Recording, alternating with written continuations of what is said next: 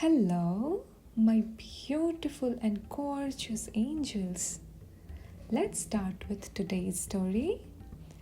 In a faraway land, nestled in the heart of towering, snow capped mountains, there lived a saint named Rishi. Rishi was known far and wide for his wisdom and kindness. He lived in a small, simple hut made of stones and wood, surrounded by tall trees and blooming flowers. Rishi's days were spent in meditation, helping animals, and teaching anyone who came to seek his guidance. The people from nearby villages often climbed these steep paths to visit Rishi. They came with their problems, big and small, and Rishi always had a kind word and a wise solution for them. Children in particular loved visiting the saint because he would tell them wonderful stories and teach them valuable lessons. One sunny morning, a group of children from the village decided to visit Rishi. Among them were Maya, a kind-hearted girl, Ravi, a brave boy, and Leela, a curious little girl who loved asking questions. They climbed the mountain, eager to see Rishi and hear his stories. When they arrived, Rishi was sitting outside his hut, feeding birds that had gathered around him. He looked up and smiled warmly at the children. "Welcome, my dear friends," he said. "What brings you here today?" "We want to hear a story, Rishi," Maya said. "A story that teaches us something important." "I will tell you the story of the golden tree," he said. "Many years ago, there was a village much like yours," Rishi began. "In this village, there was a special tree known as the golden tree. It wasn't like any ordinary tree. Its leaves sparkled like gold and its fruits were said to have magical properties. People believed that anyone who ate the fruit of the golden tree would be blessed with immense wisdom and happiness. One day, the king of the land heard about the golden tree and decided that he must have its fruits. He sent his soldiers to find the tree and bring back its fruits. After a long journey, the soldiers found the tree high up in the mountains. The soldiers tried to pluck the golden fruits, but as soon as they touched the tree, they were pushed back by an invisible force. No matter how hard they tried, they could not get closer to the fruits. They returned to the king and told him about the mysterious force protecting the tree. The king was determined to get the fruits. So he sent his wisest advisor to find out how to obtain them. The advisor, a kind and wise old man named Kavi, climbed the mountains and reached the golden tree. Instead of trying to take the fruits, Kavi sat down under the tree and began to meditate. After several days of meditation, Kavi heard a gentle voice. It was the spirit of the golden tree. "Why do you seek my fruits, Kavi?" the spirit asked. Kavi replied, "I seek your fruits not for myself, but for the king who desires wisdom and happiness."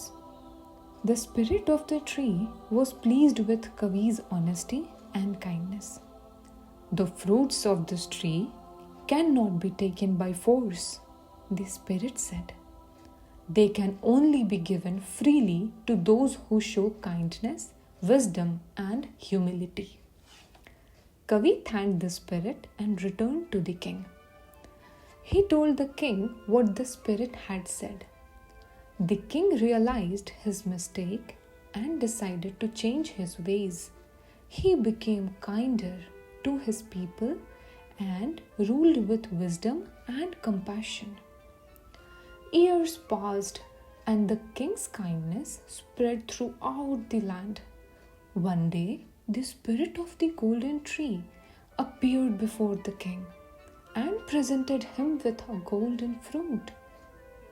"You have proven yourself worthy," the spirit said. "May this fruit bring you the wisdom and happiness you seek."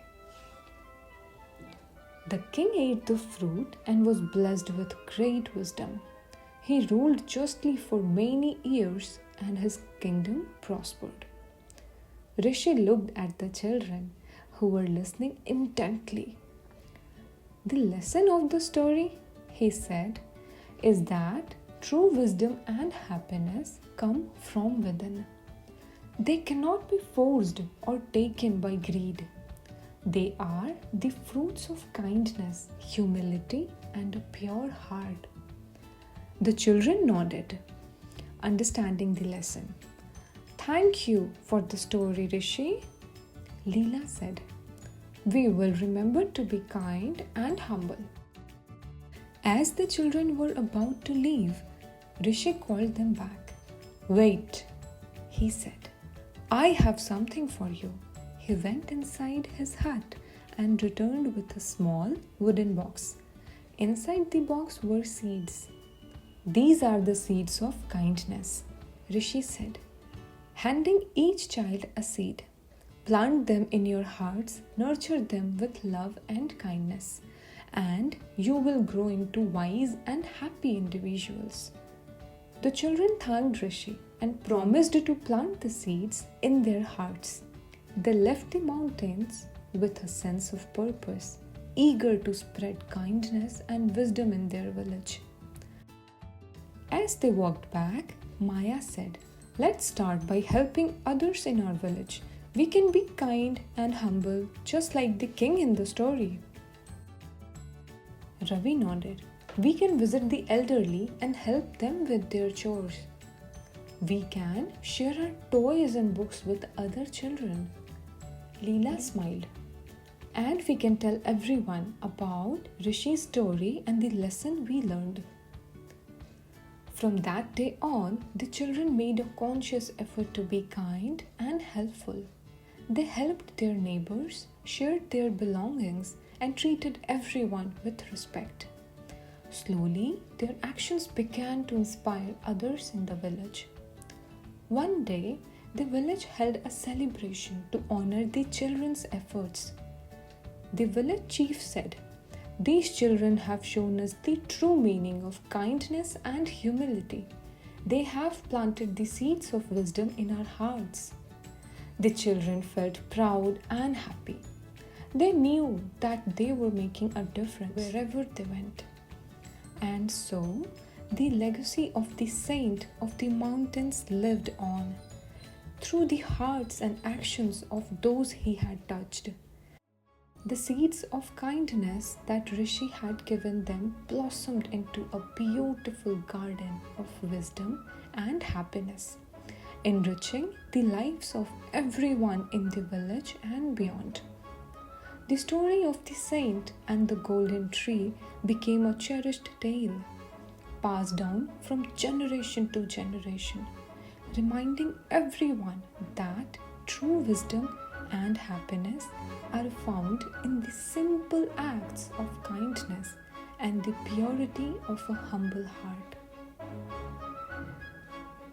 Thank you for listening to this story.